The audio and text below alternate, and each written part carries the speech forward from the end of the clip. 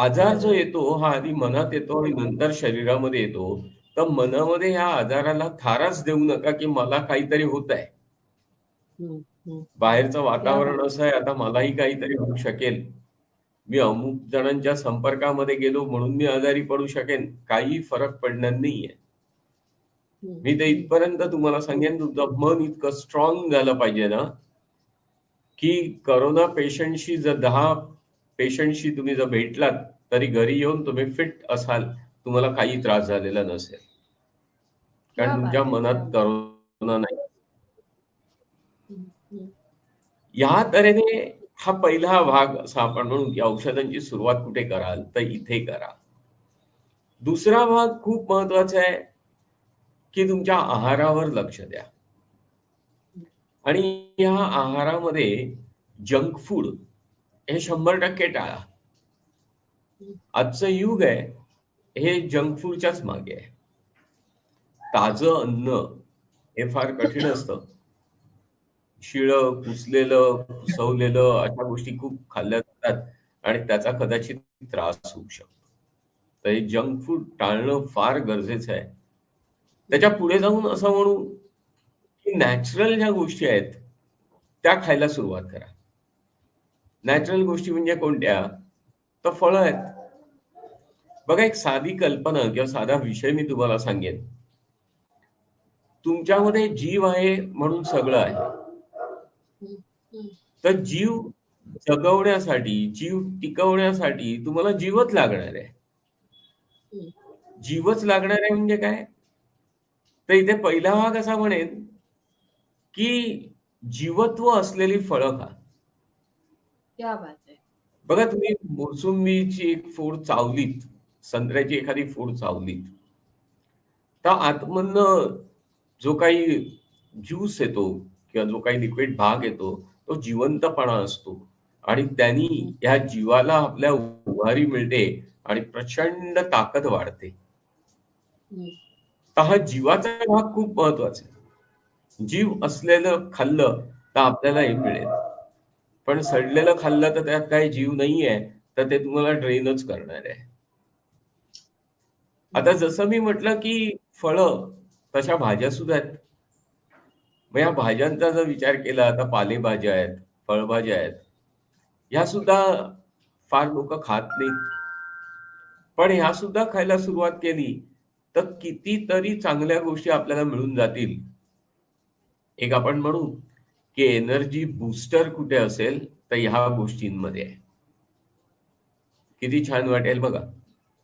खरं आहे. आता याच बरोबर जीवाला जीव लावणारी लोकं सुद्धा फार महत्वाची आहेत. कारण परत जीव आहे ना. मग ही जीव लावणारी लोकं आज आपल्या संपर्कामध्ये जर आली, तर आपल्याला एक बूस्टर मिळतो ना. हं. आजच्या काळात तुम्ही एखाद्याला फोन केलात ना, तर तो डायरेक्ट सांगायला सुरुवात होतो, "काय वातावरण आहे हो, प्रत्येक ठिकाणी आजारपण आहे. माझ्या आजूबाजूला हा आजारी, तो आजारी." आता कशाला रडता? हं. सगळं जग आजारी असलं ना, तरी मी फिट आहे असं म्हणता आलं पाहिजे. आणि मी जर फिट असेन, तर माझ्या बरोबरचे सगळे फिट असतील. कारण मी शेअर काय करणार आहे, तर फक्त फिटनेस. क्या बात!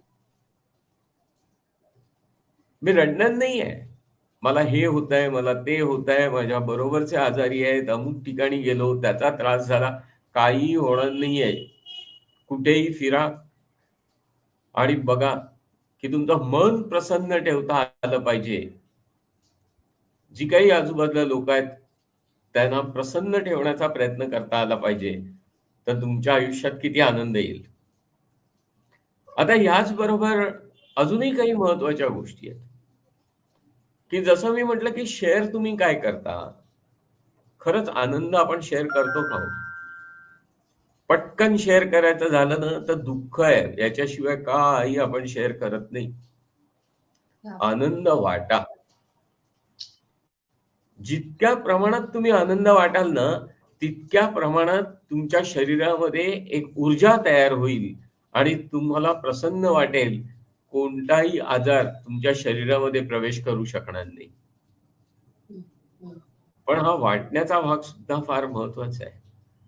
हं, त्याचप्रमाणे आपण असं म्हणू, की सूर्याची किरणे अंगावर घ्या. हम्म, हम्म. आज ती दुर्मिळ झाली आहेत. कारण माणसं घराच्या बाहेर पडतच नाहीयेत. त्यामुळे सूर्याच्या किरणांमध्ये आपण वावरतोय हे शक्यच नाही होत आहे. ऊर्जा तुम्हाला सूर्याच्या किरणांमधनं प्रचंड मिळू शकते.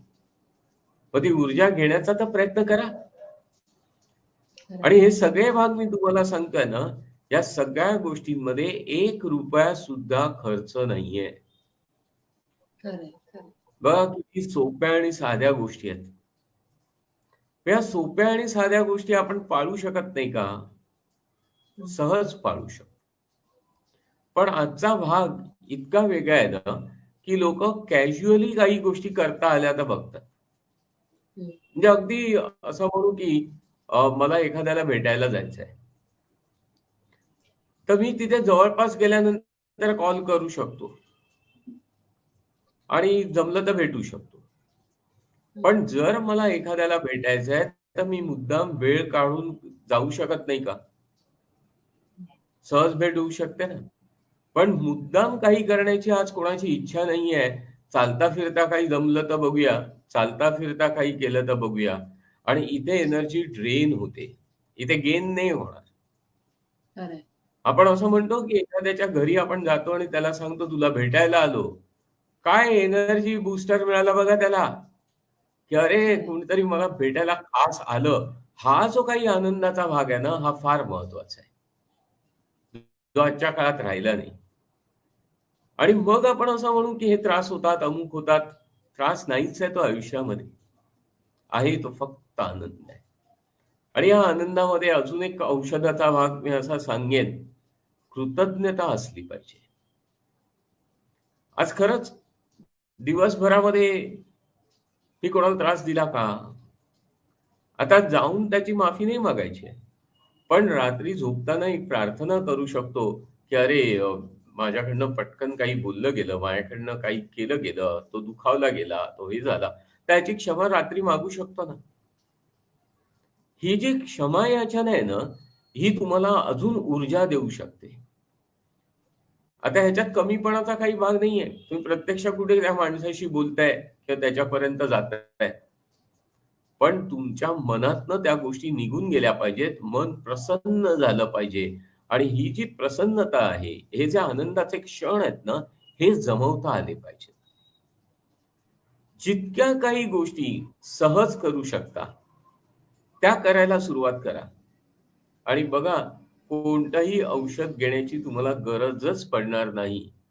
कारण सगळी एनर्जी तुमच्याकडे मिळून जाते. मग ही एनर्जी वाटायला विसरू नका. नुसतं जमवून नाही हो ठेवायचंय. देण्याचं कार्य पण करता आलं पाहिजे. मग जर एखाद्याने तुम्हाला फोन केला, "मला अमुक होतंय," तर सांगा पटकन, "काही होत नाहीये हो. अशा काही गोष्टी घडतच नाहीयेत." बघा, एक थोडं मोटिव्हेट केलं ना कोणाला तरी, की त्याला असं वाटतं, की "अरे, तुमच्याशी बोललं तर बरं वाटलं." गेला आजार त्यांचा. मनातनं हे सगळे आजार काढून टाका, शरीरातनं आपोआप निघून जातील. शरीरापर्यंत यायलाच देऊ नका, इतकं मन स्ट्राँग करून टाका. बघा, आयुष्यामध्ये फक्त आनंद आहे. आणि सगळ्यात मोठा बूस्टर किंवा सगळ्यात मोठं औषध मी असं म्हणेन ना, की आनंद वाटा. थोडासा तुमच्याकडे असेल. नकळत आम्ही काय करतोय, तर नकळत आम्ही दुःख वाटतोय. मग ह्या दुःख वाटण्यापेक्षा जर आपण विचार केला, की थोडासा आनंद वाटायला सुरुवात करूया, तर किती जणांना तुम्ही आनंद द्याल आणि किती जणांचे ब्लेसिंग्स तुम्हाला मिळतील आणि त्यामुळे तुम्हाला किती चार्ज होता येईल हा विचार करा. तुम्हाला आठवत असेल, नाशिकला आपल्या माहितीत एक सोनी काका म्हणून होते. हम्म. आपल्या संपर्कात आले तेव्हा 80 प्लस त्यांचं वय होतं. भरपूर काही गप्पा आपण त्यांच्याशी मारायचो. म्हणजे अगदी रात्री अपरात्रीपर्यंत काही विषय बोलायचो. आणि त्याही वेळेला जर मी कधी म्हटलं, की तुमच्याशी बोलून चार्ज व्हायला होतं, तर ते गमतीने असं सांगायचे, लोड शेडिंग केलं पाहिजे. हम्म. हम्म. बॅटरी जी आहे ना, ती थोडी आता कमी केली पाहिजे. कारण लोकं चार्ज होतात. माझं काय? पण तो एक आनंद त्या ग्रस्तांकडे वेगळा होता. हे असे लोक जेव्हा आपल्या संपर्कामध्ये असतात, तेव्हा आपण असं म्हणू की आपल्याला काय होऊच शकत नाही हो. खरंय. आणि आपल्याला काही झालं तर हेच लोक आपल्याला चार्ज पण करू शकतात. आणि आपण जर फिट राहिलो तर आजूबाजूच्या लोकांनाच नाही, तर आजूबाजूचं वातावरण सुद्धा आपण चार्ज करू शकतो. हं, हं. तर हे चार्ज करणं हा जो भाग आहे ना, फार महत्वाचा आहे. सगळे खरंय. खेळ एनर्जीचे आहेत. स्ट्रॉंग एनर्जी तुमच्याकडे असली पाहिजे. कोणत्याही गोष्टीचा तुम्हाला कधीही त्रास होणार नाही. ही फार आणि फार मोठी गोष्ट आहे. येस. सर असं म्हटलं ना तर मला क्षणभर स्तब्ध व्हायला झालं, की औषध हे इतकं छान तऱ्हेचं असू शकतं, की जे औषधाचे साइड इफेक्ट्स वाईट काहीच नाही, पण अप्रतिम इफेक्ट्स देणारं हे औषध. इतक्या तऱ्हेचं तुम्ही औषध सांगितलं आहे आज, की आनंद वाटा. खूप, खूप, खूप साध्या, खूप छान गोष्टी, की फळं खाणं, भाज्या खाणं, आनंद वाटणं, प्रसन्न राहणं. खूप साध्या, अगदी रोजच्या जीवनात आम्ही अंमलात आणू शकतो अशा. मला असं वाटतं, की आज जितके काही प्रेक्षक, श्रोते हा कार्यक्रम ऐकतायत ना, त्यांच्यासाठी हा बूस्टर डोस झालेला आहे. मला वाटतं, की बूस्टर डोस वेगळ्या तऱ्हेने घेण्याची त्यांना गरज नाही पडणार. इतके स्ट्राँग हे सगळे लोकं आज होतील आणि खूपच छान औषध उपाय योजना तुम्ही आज ही सांगितलेली आहे. असंच छान बूस्टर डोस आम्हाला वेगवेगळ्या विषयांमधले मिळत राहो आणि आमची विचारधारा बदलून आम्ही खूप सकारात्मकतेकडे जात राहो, हीच ईश्वरचरणी प्रार्थना. खूपच छान सर. आता नेहमीप्रमाणे सायं प्रार्थनेला सुरुवात करू. हो, हो. करा. येस. गुरुवार हा दिवस आपल्या सगळ्यांसाठी खूप प्रसन्नतेचा असतो.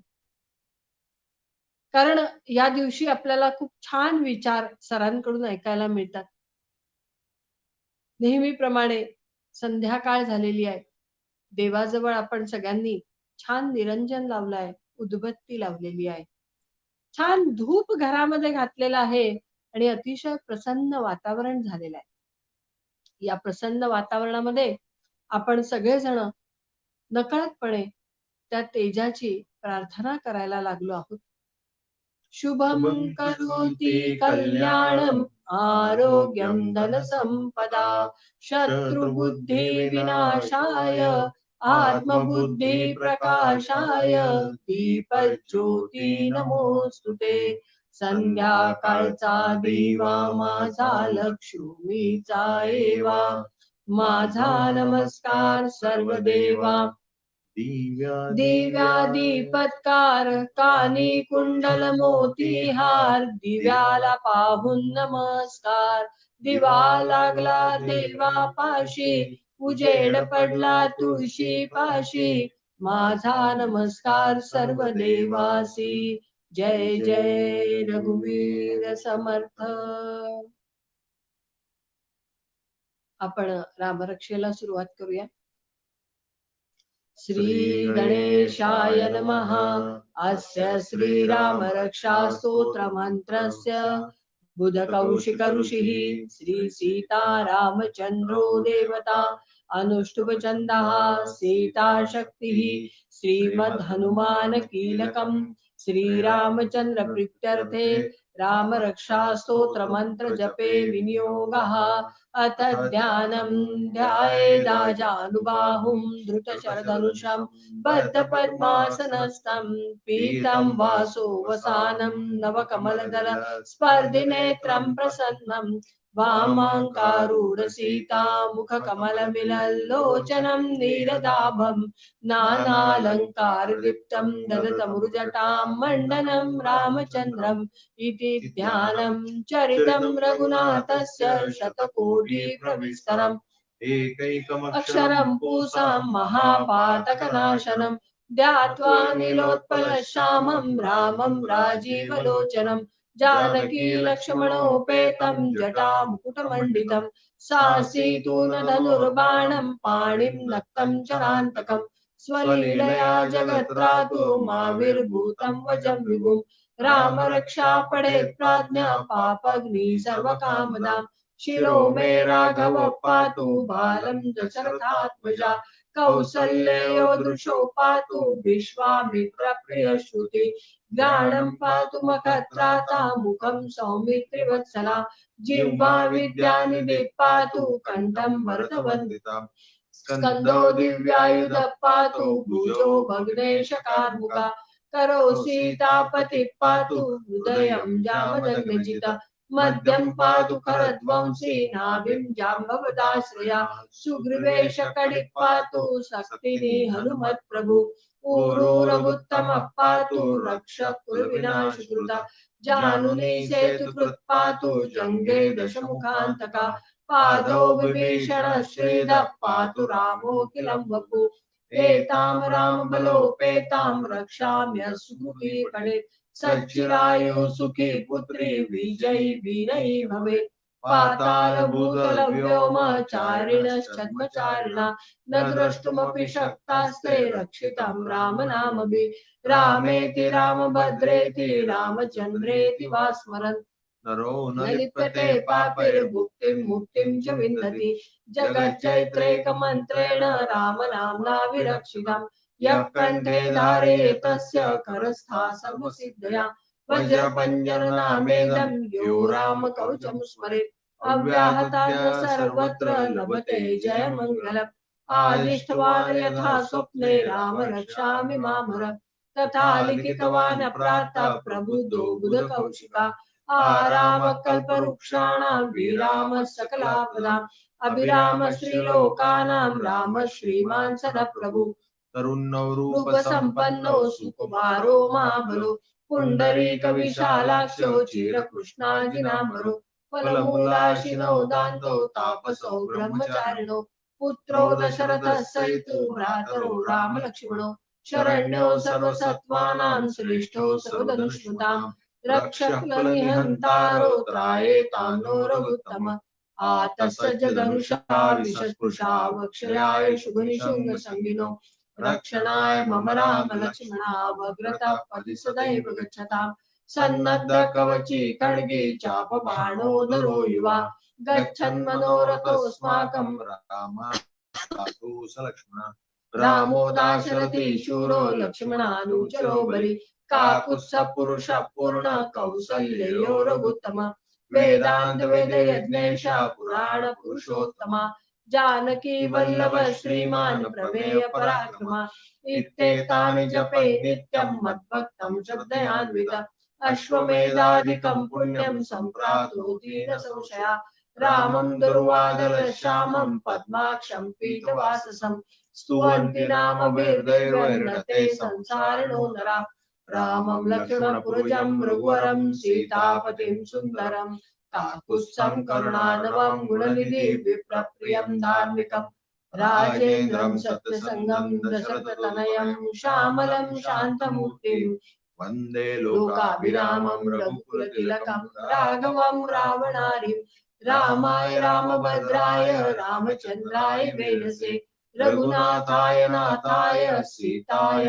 पतये नमः श्रीराम राम रघुनंदन राम राम श्रीराम राम भरताग्रज राम राम श्रीराम राम रणकर्कश राम राम श्रीराम राम शरणं भव राम राम श्रीरामचंद्र चरणो मनसा स्मरामि श्रीरामचंद्र चरणो वचसा गृह्णामि श्रीरामचंद्र चरणो शिरसा नमामि श्रीरामचंद्र चरणो शरणं प्रपद्ये माता रामो मत्पिता रामचंद्र स्वामी रामो मत्सखा रामचंद्र सर्वस्वं मे रामचंद्रो नान्यं जाने नैव जाने न जाने दक्षिणे लक्ष्मणो यस्य वामे तु जनकात्मजा पुरतो मारुतिर्यस्य तं वन्दे रघुनन्दनं लोकाभिरामं रणरङ्गधीरं राजीवनेत्रं रघुवंशनाथं कारुण्यरूपं करुणाकरन्तं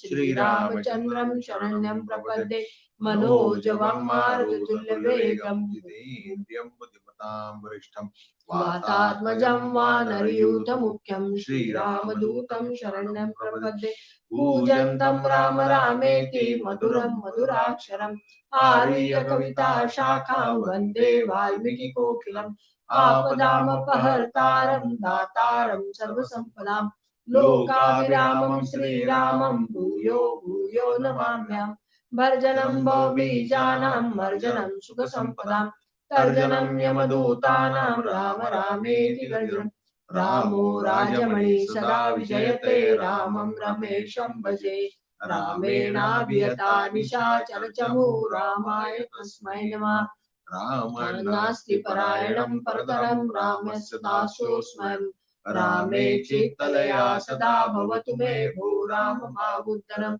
राम रामेति रामेति रमे रामे मनोरमे सहस्रनाम तत्तुल्यं राम नाम वरानने इति श्रीबुधकौशिकविरचितं श्रीरामरक्षास्तोत्र सम्पूर्णं श्रीसीतारामचन्द्रार्पणमस्तु। रामरक्षा आपण म्हटली आहे आणि नेहमीप्रमाणे आता आपल्या सगळ्यांच्या मनाला प्रचंड धीर देणारा स्वामींचा तारक मंत्र आता म्हणूया। मी अष्टिका सरांना विनंती करते की त्यांनी तारक मंत्राला सुरुवात करावी।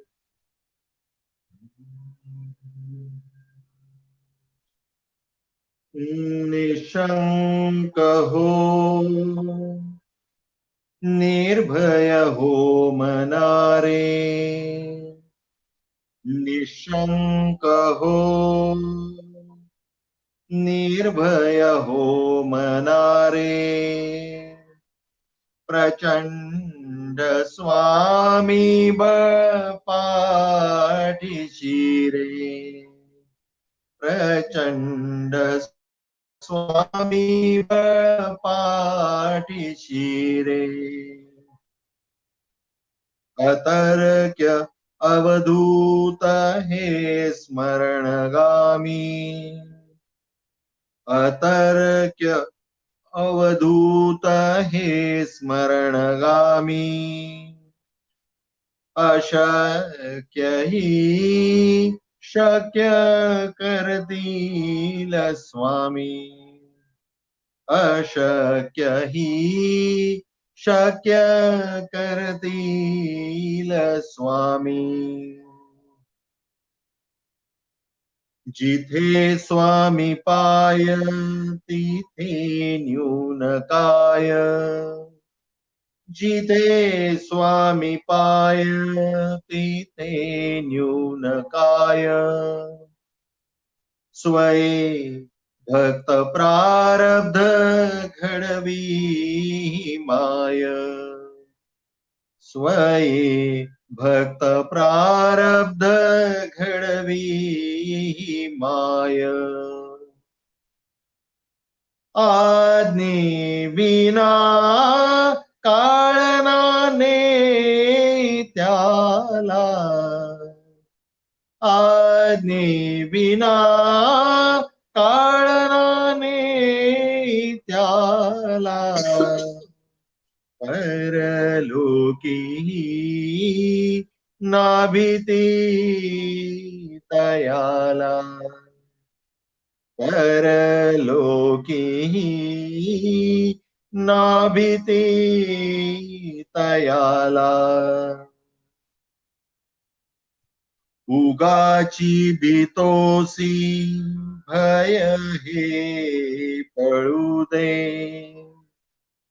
उगाची भीतोसी भय हे पळू दे जवळी उभी स्वामी शक्ती कळू दे जवळी उभी स्वामी शक्ती कळू दे जगी जन्म मृत्यू असे खेळ ज्यांचा, जगी जन्म मृत्यू असे खेळ ज्यांचा, नको घाबरू तू असे बाळ त्यांचा, नको घाबरू तू असे बाळ त्यांचा. खरा होई जागा श्रद्धे सहित, खरा होई जागा श्रद्धे सहित, कसा होशी त्या वीण तू स्वामी भक्त, कसा होशी त्या वीण तू स्वामी भक्त. कितीदा दिला बोल त्यांनीच हात, कितीदा दिला बोल त्यांनीच हात, नको डगमगू स्वामी देतील साथ, नको डगमगू स्वामी देतील साथ. विभूती नमन नाम ध्यानादि तीर्थ, विभूती नमन नाम ध्यानादि तीर्थ, स्वामीच या पंच प्राणामृतात, स्वामीच या पंच प्राणामृतात. हे तीर्थ गे आठवी रे प्रचिती, हे तीर्थ गे आठवी रे प्रचिती, न सोडी कदा स्वामी जागे हाती, न सोडी कदा स्वामी जागे हाती. निशंक हो निर्भय हो मनारे, निशंक हो निर्भय हो मनारे, प्रचंड स्वामी बळ पाठीशी रे, प्रचंड स्वामी बळ पाठीशी रे.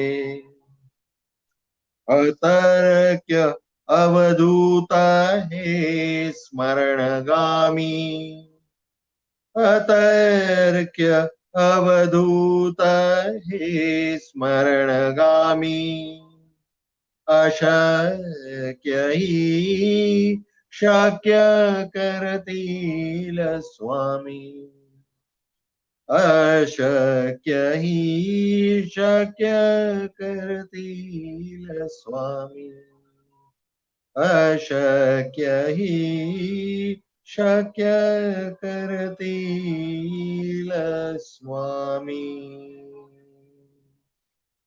अवधूत चिंतन श्री गुरुदेव दत्त.